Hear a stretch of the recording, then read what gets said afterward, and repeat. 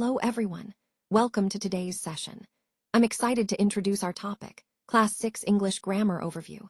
In this presentation, we'll explore some essential grammar topics tailored for Class 6 CBSE students. We'll focus on fundamental concepts and rules that are key to building your proficiency in English. By the end, you'll have a better understanding of grammar that will help you communicate more effectively, as well as improve your writing and speaking skills. Let's get started. Let's take a closer look at the parts of speech, starting with nouns. Nouns are the names of people, places, or things, and they form the foundation of our sentences. When we describe nouns, we're giving more details about who or what we're talking about. Sometimes, we need to replace nouns with pronouns to avoid repetition and make our speech more fluid. Next, we have adjectives. These are words that describe nouns, adding details like size, color, or quality. Adjectives help paint a clearer picture and make our language more vivid. Moving on to pronouns, these are words like he, she, it, or they. Pronouns stand in for nouns, helping us avoid constantly repeating the same words. Then we look at verbs. Verbs show action or a state of being. They are essential because they tell us what is happening or how someone feels. To add more variety and clarity, we use adverbs.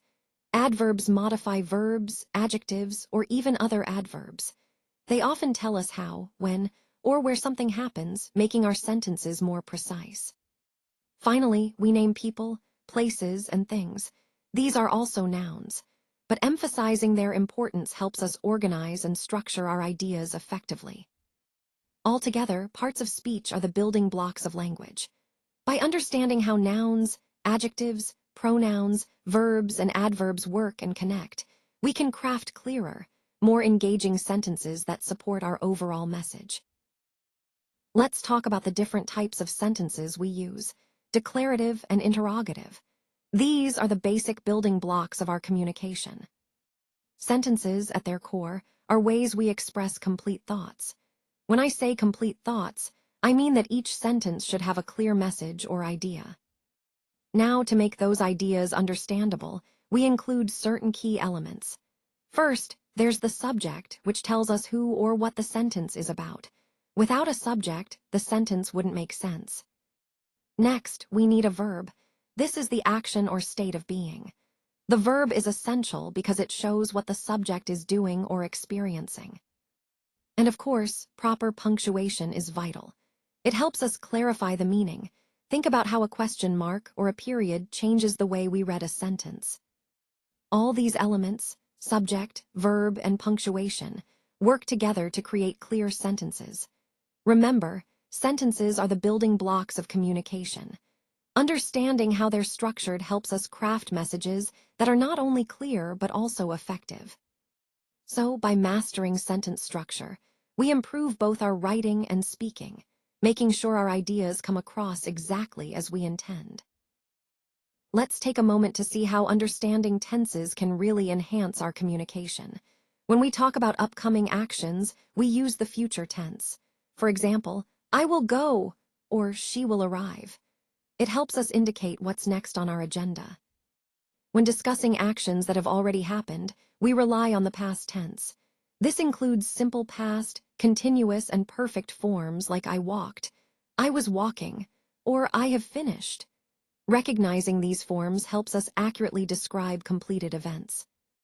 Moving to the present tense, this is used to show current actions or states. For instance, I am working, or they live here. Present tense is key to conveying what's happening right now. Understanding these tense forms, future, past, and present, is fundamental for clear, precise communication. They allow us to convey time effectively and connect our ideas smoothly within the overall flow of our message. Let's look at some examples to really clarify these concepts. When we have plural subjects like the students or the books, they take plural verbs such as are or have. This is what we call the plural form. It's important to remember this to keep our sentences correct. Now, collective nouns like team or group can be a bit tricky because they might vary. Sometimes they're treated as singular, and sometimes as plural, depending on whether we're emphasizing the group as a whole or the individuals within it. On the other hand, singular subjects like the teacher or the book always take singular verbs, such as is or has.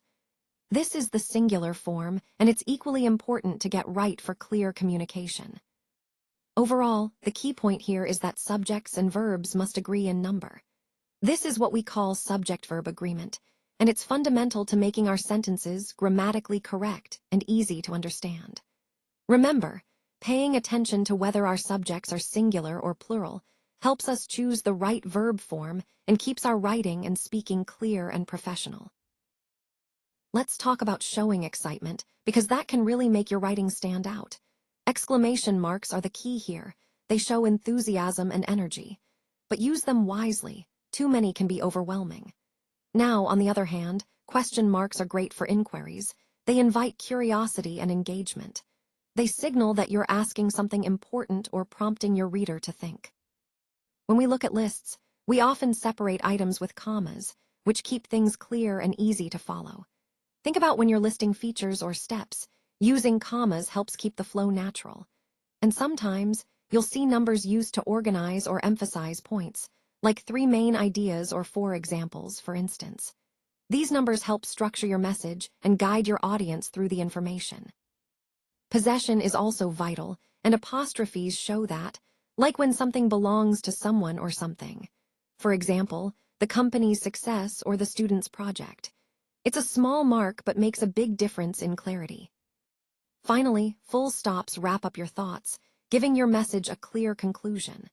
They're essential in ending statements and ensuring your ideas are neatly contained. So, understanding punctuation isn't just about rules. It's about enhancing your communication, making sure your message is clear, engaging, and connected to your overall theme. Now, let's look at some key differences in how we handle reported speech and direct speech. First, examples may occur where we need to show these differences clearly. One important aspect is tense changes. When converting direct speech into reported speech, we often need to adjust the verb tenses to reflect the time shift. For instance, present tense may become past tense. Next, tense changes are used specifically in direct speech when quoting someone directly to preserve the original timing and context. Quotation marks are essential here because they indicate the exact words spoken by someone. They help us distinguish between the speaker's words and our narration. When we move from direct speech to indirect speech, we report what someone said without quoting them exactly. This means we paraphrase and do not use quotation marks. Indirect speech is useful for reporting or summarizing conversations and reports the meaning rather than the exact words. On the other hand, direct speech quotes the exact words, enclosed in quotation marks, providing a clear and precise record of what was said.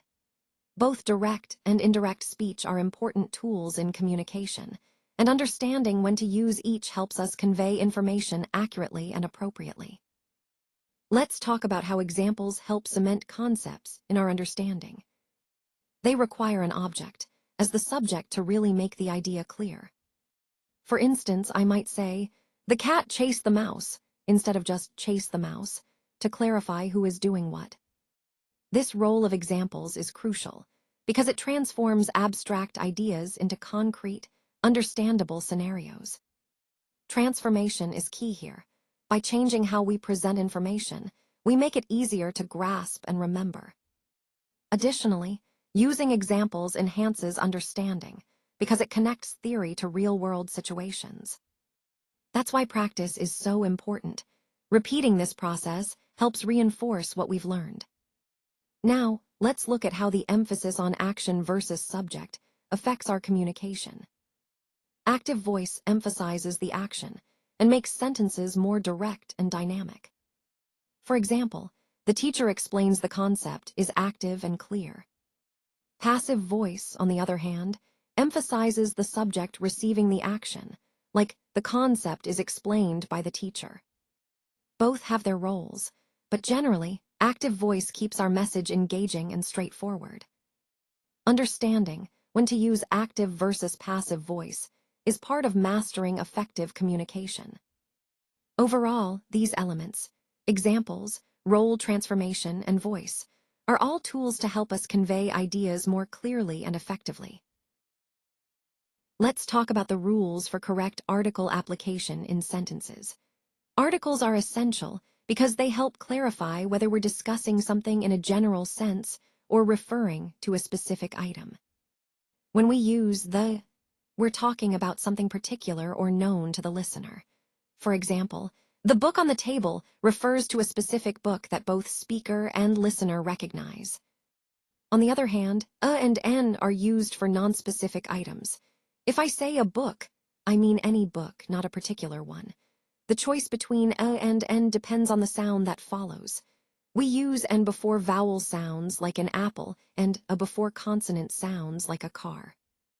Understanding these articles is crucial because they help us communicate clearly about whether we're talking about something general or specific. Remember, the points to a specific item, while and n introduce something more general or new to the conversation. So, mastering these rules will ensure your sentences are accurate and your meaning is clear. Keep practicing, and you'll get the hang of it. Let's take a moment to look at some common writing errors and how we can address them. First, subject-verb agreement is crucial because it helps reduce errors in your writing. When your subjects and verbs are in sync, your sentences become clearer and more professional. Next, many people struggle with confusion between tenses.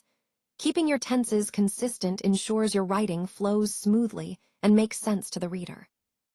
Moving on, punctuation mistakes are very common but easy to fix once you're aware of the rules. Proper punctuation helps convey your message accurately. Lastly, misuse of homophones can lead to misunderstandings, so paying attention to words like there, and there is important. The key to improving all these areas is regular practice. The more you write and review your work, the better you'll become at catching and correcting these errors. Remember, mastering these basics will make your writing clearer, more confident, and more impactful overall. Now, as we reach the final slide, I want to emphasize that mastering grammar and effective communication is an ongoing journey. Reviewing and revising our writing is crucial because it helps us catch mistakes and improve clarity. Remember, practice makes perfect, and through consistent effort, we move closer to proficiency. Continuous learning is key. By constantly refining our skills, especially our communication skills, we become more confident and effective speakers and writers. Understanding the rules of grammar and how to apply them truly enhances our ability to connect with others. When we master grammar, we not only communicate more clearly, but also build credibility and trust. Ultimately, mastering grammar is an essential part of becoming a skilled communicator. So, keep practicing, stay curious, and always aim to improve, because mastering grammar is a vital step in achieving your overall communication goals.